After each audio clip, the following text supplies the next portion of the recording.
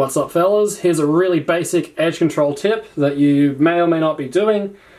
If you're not doing it, there's a problem, or at least there might be. So, this F12 pair.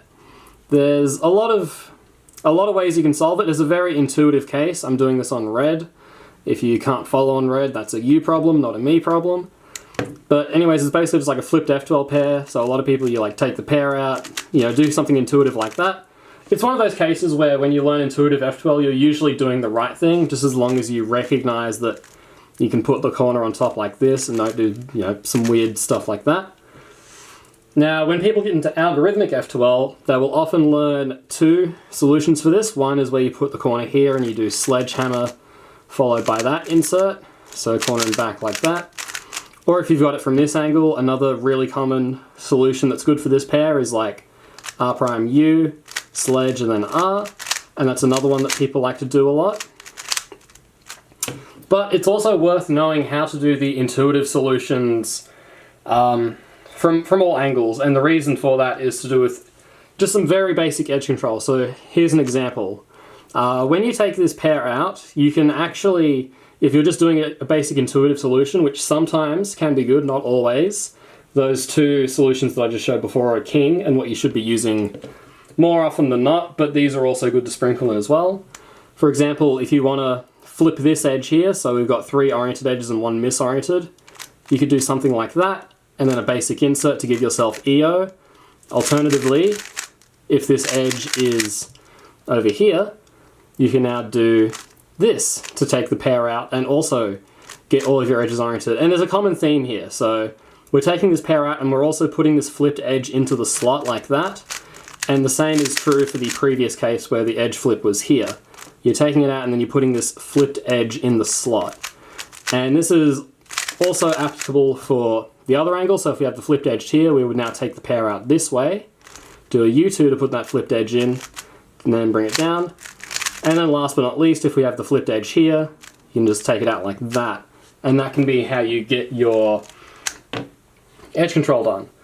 Now, alternatively, let's say we have a case like this. This is actually a perfect example. So we have 1 oriented edge and then 3 misoriented. So using what we know, we can't really get full ZBLS. I haven't really learned ZBLS for this case, and I haven't really seen any good algorithms, if I'm being honest.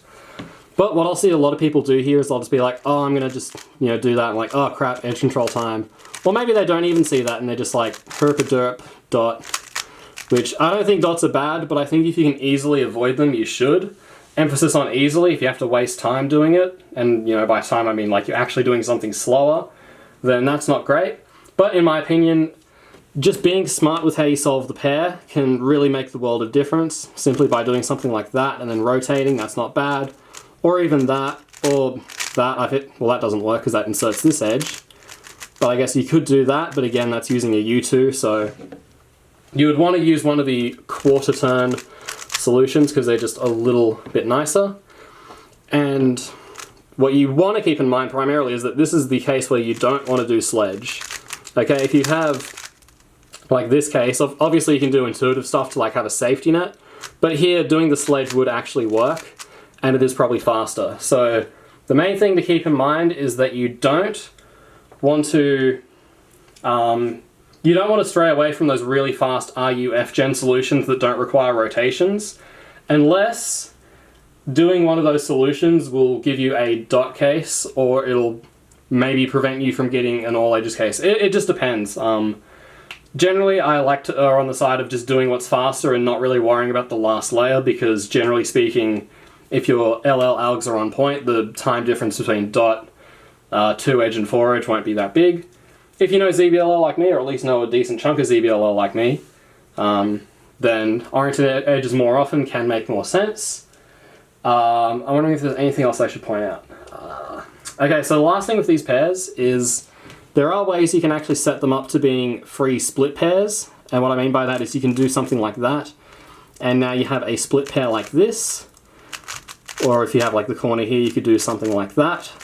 I'm personally not the biggest fan of doing that, and the main reason is since they're basically the same speed in terms of like the actual solutions, you're basically given the choice between forcing a built pair and forcing a split pair. And this is something of a golden nugget of information that probably deserves its own video. But if you're still watching and you're lucky enough to still be paying attention, you want to pay attention to this part, because like I said, if you have the choice between forcing a split pair and a built pair, and the solutions are basically the same speed, you want to do the built pair, so like this type of case. And the reason being is you have a lot more choice. You can do like a normal insert, you can do a U2 insert, or you could even do like a edge control sledgehammer thingy like that. That's just one I've been practicing, and that'll probably be another video I make soon. And there's two things that are good about that. One, you have more control over your last layer as far as like edge control and forcing OLL skips and things like that are concerned. But if this is not your last F2L pair, so let's say you're doing a bit of edge control on like pair 3 or pair 2, or even if you're just doing this case on one of those pairs, by forcing a split pair and having the choice of like being able to do a U2, I'm just going to set up an example of this. So let's do, so we'll do this. And let's say that we had, this. So we got this pair, and as we're taking it out, we notice that, oh, we actually don't want to do the normal insert like that, because that leaves us a crappy F2L case. And if we do this insert, we actually get a better F2L case.